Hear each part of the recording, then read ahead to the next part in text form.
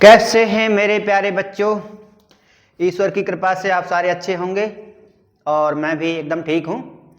तो आज बच्चों घन और घनमूल से संबंधित हमारा अगला पार्ट आज शुरू होने वाला है।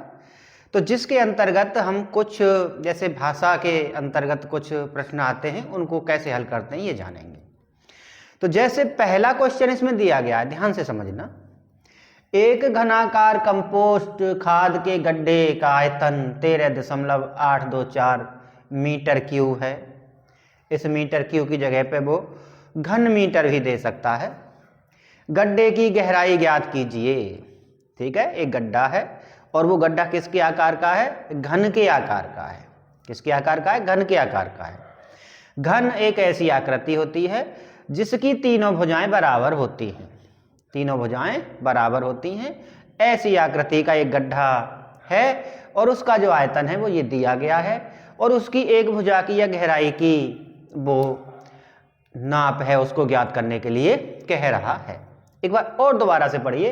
एक घनाकार कंपोस्ट खाद के गड्ढे का आयतन क्या दिया हुआ है? आयतन दिया हुआ है 13.824 मीटर क्यूब है। गड्ढे की गहराई ज्ञात कीजिए। तो यहां से हम सबसे पहले लिखते हैं गड्ढे का आयतन। ठीक है, अब जब हम गड्ढे का आयतन यहां से लिखेंगे तो गड्ढे का जो आयतन है वो घन के आयतन के बराबर होगा और वो कितना होता है? भुजा का क्या हो जाएगा? क्यूब हो जाएगा। ठीक है, जो कोण दी हुई है, जब भुजा दी हुई है उसका क्यूब हो जाएगा। तो यहां से अगर हम देखते हैं तो जो भुजा का क्यूब है वो हमें दिया गया है, कितना है बताओ? 13.824 है। और यहाँ से अगर हम भुजा निकालते हैं तो यहाँ पर घन था, इधर ये सामने दी हुई थी संख्या हमारे लिए। अब जब भुजा निकालेंगे यहाँ से जो घन है उसे हटाना है तो फिर क्या करेंगे? यहाँ घनमूल का निशान लगा दिया जाएगा। यानी कहने का मतलब ये है कि जो 13.824 है इसका हम क्या करेंगे? घनमूल निकाल लेंगे। और 824 का जब हमें घनमूल निकालना है तो हम क्या करेंगे? इसके अभाज्य गुणनखंड करते हैं। ठीक है, समझ में आ गया सारे बच्चों को? इसका एक स्टेप और है आगे, उसको भी बढ़ा लेते हैं कि जैसे 13.824 वो आपने पहले वाले भाग में जाना भी था। इसका दशमलव हटाने के लिए 1000 का भाग दे देंगे। तो अब जो हमारे पास में ये जो संख्या थी ये दो पार्ट्स में आ गई है और इन दोनों पार्ट्स का अलग अलग हम क्या करेंगे? घनमूल निकालेंगे। पहले इसका निकाल लेते हैं, फिर इसका निकालेंगे, भाग दे देंगे, आ जाएगा हमारा उत्तर। या भुजा आ जाएगी या कहें जो गहराई ज्ञात करने के लिए कह रहा है वो हमारे पास निकल के आ जाएगी। मेरे ख्याल से आप सभी को समझ में आ गया होगा। तो सबसे पहले इसके हम अभाज्य गुणनखंड करते हैं। 2 का भाग हमने 13 में दिया, 2 6 12 हो गया, 1 इधर आ जाएगा, 2 नाम 18 आ जाएगा। ठीक है, 2 एकम 2 आ जाएगा, 2 दूनी 4 आ जाएगा। फिर 2 से दिया, 2 तिया 6 हो गया। ठीक है, 2 चक 8 हो जाएगा, 2 पंजे 10 हो जाएगा, 2 6 12 हो जाएगा। फिर 2 से दिया। ऐसे ही क्रम से हम अभाज्य गुणनखंड करते रहते हैं इसके। 2 एकम 2, 2 सत्ते 14 हो गया, 2 दूनी 4 आ गया, 2 अट्ठे 16 हो गया। फिर 2 से दिया। ठीक है, समझ आ रहा है सभी को? 2 अट्ठे 16 हो गया। ठीक है, 17 में देना है, 2 अट्ठे 16 हो जाएगा, 1 आ जाएगा, 2 6 12 हो जाएगा, 2 चक 8 हो जाएगा। फिर 2 से दिया, 2 चक 8, 2 तिया 6, 2 दूनी 4। फिर 2 से दिया, 2 से ही दिया जा रहा है, 2 दूनी 4, 2 एकम 2, 2 6 12। इसी प्रकार 2 एकम 2, 2 अट्ठे 16 और 2 पंजे 10 और 2 चक 8। और इसी प्रकार आगे जब हम करेंगे इसके अभाज्य गुणनखंड तो 2 दूनी 4 और 2 सत्ते 14 हो जाता है। यहाँ से 3 नाम 27 हो गया और ये इस प्रकार से हमारा आ जाता है। ठीक है, यहाँ से अगर हम इसके 3 के समूह अगर बना लेते हैं संख्याओं के, यही तो है हमारी घनमूल निकालने की जो प्रक्रिया है कि अभाज्य गुणनखंड करते हैं और अभाज्य गुणनखंड करने के बाद 3 के समूह बना लेते हैं, त्रिक बना लेते हैं और 1 को लेते हुए उसका हम गुणा कर देते हैं। 1 2 इसमें से ले लिया। ठीक है बच्चों, अब घनमूल का निशान तो हट जाएगा क्योंकि घनमूल हम निकालने। दूसरा 2 हमारा इससे लिया गया है, तीसरा 2 हमारा इससे लिया गया है और ये हमारा 3 है। और इसके बाद 1000 की जब हम बात करते हैं तो ये तो आपको पता है 3 जीरो हैं, तो कितनी जीरो आ जाएंगी? 1 जीरो आ जाएगी इसके अंतर्गत। ठीक है, अब इसका गुणा कर लीजिए, 2 दूनी 4, 4 दूनी कितना हो गया 8, 8 तिया कितना हो गया 24 हो जाता है। कितना आ जाता है 24 आ जाता है। 24/10 करेंगे तो कितना आ जाएगा 2.4 यहाँ से हमारा निकल के आ जाएगा। या हम कहें कि गड्ढे की जो गहराई है वो 2.4 मीटर होगी, जो यहाँ पर दिया हुआ है इकाई उसी के अनुसार दी जाती है। समझ आ गया सभी बच्चों को। इसके बाद आप इसको थोड़ा सा राइट डाउन कर सकते हैं और अभी मैं अगले वाले प्रश्न को हल करने की कोशिश करता हूँ। अगले वाला जो प्रश्न है वो इसी की तर्ज पर है, बिल्कुल इस जैसा ही है। ठीक है, उसमें गड्ढे के लिए कहता था और आकृति कौन सी आती थी, घन ही आती थी।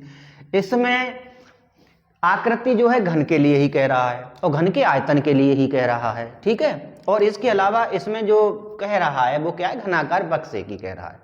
तो सबसे पहले हम यहाँ पर लिखते हैं कि घनाकार बक्से का आयतन कितना दिया गया है बताइए, 8000 घन सेंटीमीटर दिया गया है, सेंटीमीटर क्यूब भी कह सकता है। अब वो जो बक्से का जो आयतन है वो क्या होता है बताओ, भुजा की घात 3 होता है ना। घन का आयतन भुजा की घात 3 होता है। और यहाँ से हमने क्या लिख दिया है 8000 लिख दिया है। और यहाँ से अगर हम भुजा निकालेंगे तो क्या निकाला जाएगा, इसका घनमूल निकाला जाएगा और घनमूल का ये वाला निशान हो जाता है। ठीक है, कई सारे पार्ट आपने देखे हैं और अगर नहीं देखे हैं तो पहले वो वाले पार्ट सारे देखिए क्रम से और आपको सारी चीज़ समझ में आ जाएगी। 8000 हमारा यहाँ आ जाता है। 8000 का हमें घनमूल निकालना है, बिल्कुल शॉर्ट तरीके से निकालेंगे। 3 जीरो की बात अभी भी हमने की थी, दोबारा से कर रहे हैं। 3 जीरो में से 1 जीरो आ जाएगी। ठीक है, हो गया फाइनल। अब बचा हमारा 8, तो 8 2 का जब घन करते हैं तभी तो आता है 8, तो इसका मतलब 8 का जो घनमूल है वो कितना आ जाएगा 2 आ जाएगा।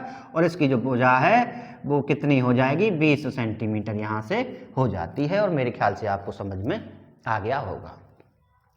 या फिर आप कह रहे हैं कि ऐसे नहीं करेंगे, शॉर्ट तरीके से हम अभाज्य गुणनखंड से ही करेंगे। अभाज्य गुणनखंड से कर लीजिए, 8000 के गुणनखंड अभाज्य गुणनखंड करिए, 3 के उसके समूह बना लीजिए और समूह बनाने के बाद गुणा कर दीजिए, आ जाएगा आपके पास उत्तर। तब भी आपका 20 ही आएगा। ठीक है बच्चों, तो अब हम यहाँ से इसको रफ करते हैं और एक क्वेश्चन और हम करने वाले हैं। और अब हमारा ये जो चैप्टर घन और घनमूल से संबंधित है लगभग ख़त्म होने वाला है। किसी भी चीज़ को हमने इसमें छोड़ा नहीं है।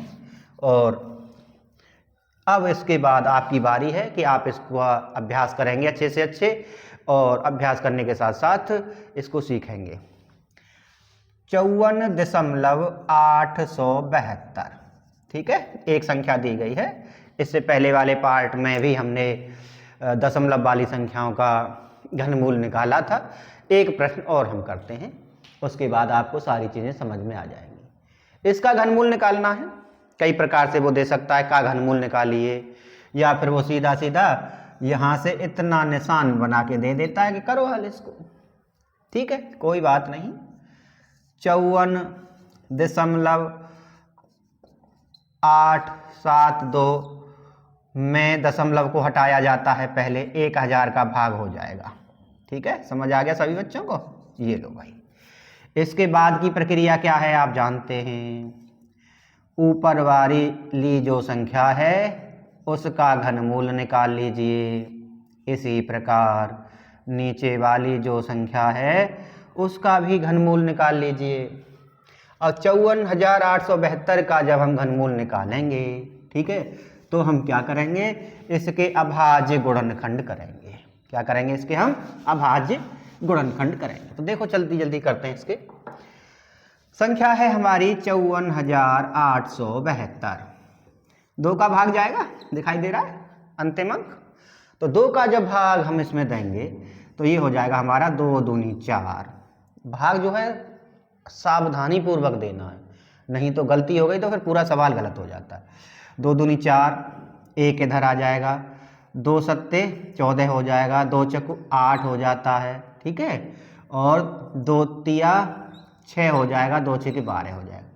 फिर दिया दोबारा से 2 से, 2 एकम 2, 2 तिया 6, 2 सत्ते 14, 2 एकम 2, 2 अट्ठे 16, फिर 2 से दिया, 2 छक्के कितना हो गया 12 हो गया, कितना हो गया है 12 हो गया है।